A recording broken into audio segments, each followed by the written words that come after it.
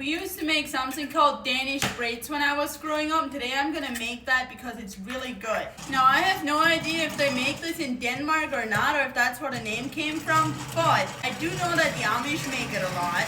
You beat your eggs a little bit, and then we're gonna add lard, some sugar, the yeast, some salt, and then some cold mashed potatoes. I always just use some leftovers. Now we're gonna mix that stuff together. And then we're also gonna add warm milk. Mix that together a little. Now we're gonna start adding our flour. You don't wanna add all of it at first, just some of it. Stir it in. Now you're gonna end up kneading this with your hand. So once you're done with that, take a little bit of lard and grease your bowl. Then we're gonna cover it with a towel and we're gonna set this aside and let it rise until it's double in size. The dough has double in size now, so we're going to knead it down a little. Now we're gonna cover it with the towel again and let it rise again until it's double in size. Alright, this dough is done rising now, so it's time to roll it out. You want to make sure you have a floured surface, then we're going to put the dough out on there. And use your rolling pin and roll it out. You want to either roll it into one big square and then cut it into a rectangle, or cut it in half and make it into 2 rectangles. Alright, I have 2 rectangles here now, so it's time to spread our filling on top. And I'm going to make these cream cheese blueberry Danish braids, so it will be cream cheese filling in the bottom. And you can use whatever filling you want, but I'm going to spread this cream cheese filling out now. Now I should have done this part before I spread the cream cheese filling out, but I forgot. We're going to take a rolly thing, or you can even use a knife, and cut 1-inch strips at an angle down the sides of both rolls. And you want to cut them in so they all line up here. And you want to leave about this much middle space at least here.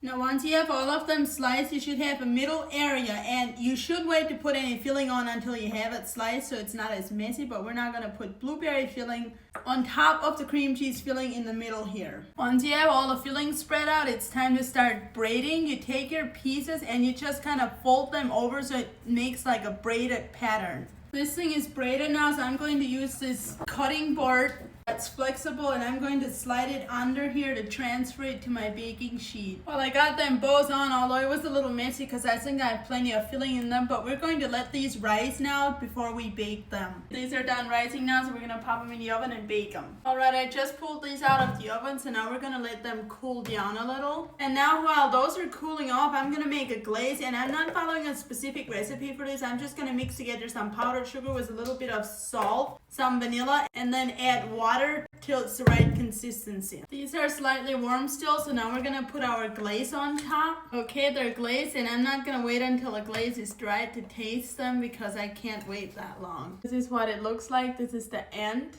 Let's take a bite and see if it's any good. My gosh, those blueberries make us so good.